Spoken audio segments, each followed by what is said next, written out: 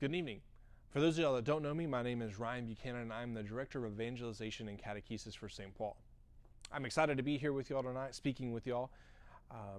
I love the Women's Guild. I love what y'all do for our parish, the way that y'all serve us so selflessly, the way that you have helped out with youth ministry, particularly over the last year with helping serve food. I just want to thank y'all for what y'all do.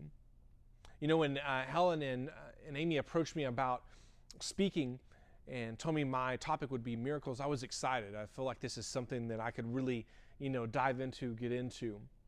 And so I wanted to start, I started with the book, right? And read some of the chapters in that about miracles and the different ways that people experience them. And then I wanted to dive into the church. What does the catechism say? What does the church say about miracles? And it was really interesting, right? There's a lot of different ways that miracles can happen, right? Like they can be opposed to nature's abilities, right? They can be opposed to nature, right?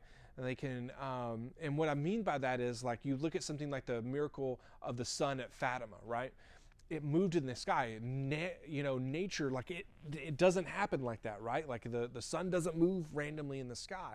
And so it's something like that. Also, they can be deemed, they're kind of put in three different categories, miracles. You have a physical miracle, that's something like that, like the miracle of the sun, or maybe a physical healing to yourself or to others. Then you have the miracle, then you have moral miracles where something changes in you, something happens, something intervenes that helps you grow in your faith and get over maybe something that's causing you to be away from the church, maybe be away from the faith, maybe be away from God. Then you have intellectual miracles where it could be like a prophecy, or God gives you this knowledge that maybe you didn't have before about something divine, something of His plan that you share with the world around you. And so after diving into that and then looking at the book, and immediately when they talked to me, I thought about, what about like small miracles, right? We get into the big miracles, and I think that we kind of fall into that trap, like we're searching for something big. We're searching for that big, grand gesture of God, right? We're searching for that sun moving in the sky, or we're searching for something like the miracle of Laziano, where the bread, right, the host becomes flesh, right? It becomes Jesus' flesh. We're looking for those things. But what about the small miracles, right? For me, I feel like my life has been a lot of small miracles. The fact that I'm even here talking to you, to me, is a small miracle. If you would have asked me, or you would have told me 13 years ago that I would be speaking to y'all and be working for the church, I would have been like, no, this is crazy. Like there's no way. I don't even know what Catholic is. I don't even know what the Catholic Church is. I've never even heard of it, It's crazy. And so I think a lot of my life has been these small miracles. I think back to my childhood and what had brought me to the church. Like, I grew up without a father. My father was an addict and wasn't a part of my life. Me and my mom, we moved in and out of my grandparents' house because she suffered with health issues, epilepsy, and things like that. And my spiritual life was really kind of one-dimensional. I feared hell, and that's why I prayed. I was scared of hell. I was scared of going there, and that's why I prayed. Now, I'm thankful because it kept me out of a lot of trouble, but it was really one-dimensional. I didn't really experience who God was until I got to high school. And my wife, who was not my wife at the time, Alexis, she invited me to church. She invited me in to Mass, to youth group, and she didn't really like me at the time. She was annoyed by me. I really liked her. She didn't really like me. But she invited me in anyways. That was a small miracle in and of itself that she invited me. But that moment that I walked across the threshold of the church, that moment that I walked across and I entered in those doors, there was something different. Something changed, right? It was something so radically different than any other church that I've been into. Like a small miracle right there. Just walking, right? Just entering in. Then I kind of move on, and that void that I had of not having a father, particularly a spiritual father. My grandfather was around, and he was very much a dad to me. But my family's not really religious. They're not really, they don't really have a faith. And so there was a priest at the church at St. Pat's in Denison named Father John, and he really stepped into that void when he didn't have to. Another small miracle for me. And just these moments continue to happen. Even my wife talks about it, we were talking about it a couple weeks ago, and she's like, just God just sends you these things, right? Ryan, it's just, it's really interesting to watch the way that God moves in your life. And I'm thankful for it. I really am. But I want to talk about one moment in particular in my life where I was healed. And I struggle with anxiety.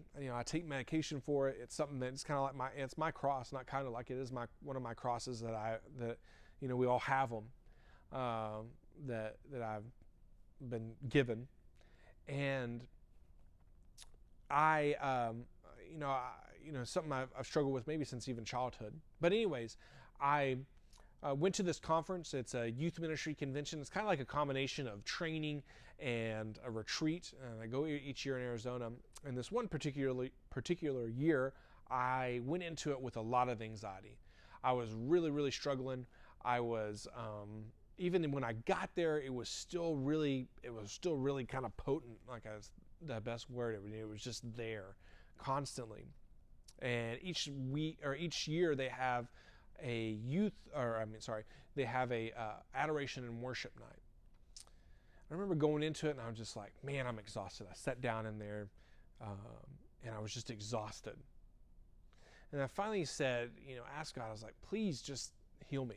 And I never asked for it before. I never asked for that healing before. I don't know if I've ever asked to be healed before that moment. But I did. Like, I was just like, God, heal me. I just need it. Like, I really, really need it. And, and I was looking for a big healing. I was looking for I fall over and levitate and I'm healed of anxiety, never have to talk about it again except to say that I was healed of it, But there was this one moment, maybe after 30 minutes of praying, that everything just was still inside me. Like I was peaceful.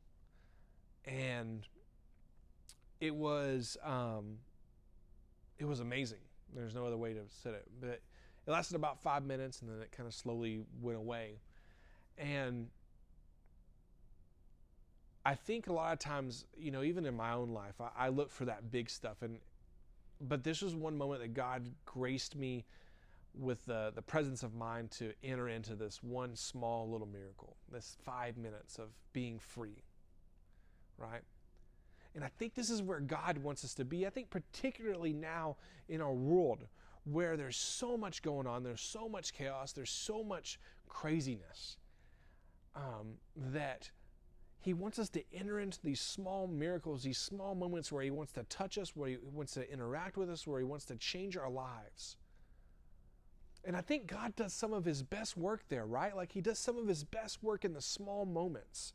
Those moments where we have to be still, we have to, that God brings in maybe a particular person, there's a conversation, it doesn't have to be long drawn out, but it's just these small moments, these small miracles.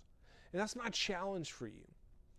And that's my challenge for all of us, is that we look for these small miracles. We look for these moments where God is trying to interact with us and pull us, and pull us along, right? And pull us into something deeper, to show us something, reveal something about not only ourselves, but about Him, about His self. That revelation that He gives us in these miracles. And whatever type of miracle it is. But the other challenge to this is that we don't just keep it to ourselves, but we bring it to the world around us. Right? We don't have to get on Facebook Live and share it to the whole entire world or anything like that, but it's the people that are around us, our spouses, our children, brother, sister, friend, right? That we share it with. Because another thing that the church talks about with miracles is that not only does it help the person that the miracle happens for, but it helps the people around them. It helps the world. It helps the life of the church, right? It gives life to the church. It draws people in to God's divinity. So let us look for those small moments. Let us look for those small miracles that God brings to us. And let us not only acknowledge it for our own lives, but bring it to the lives of the people around us. Thank you again for having me. I am praying for you. Again, I'm honored to be here. Thank you, and God bless.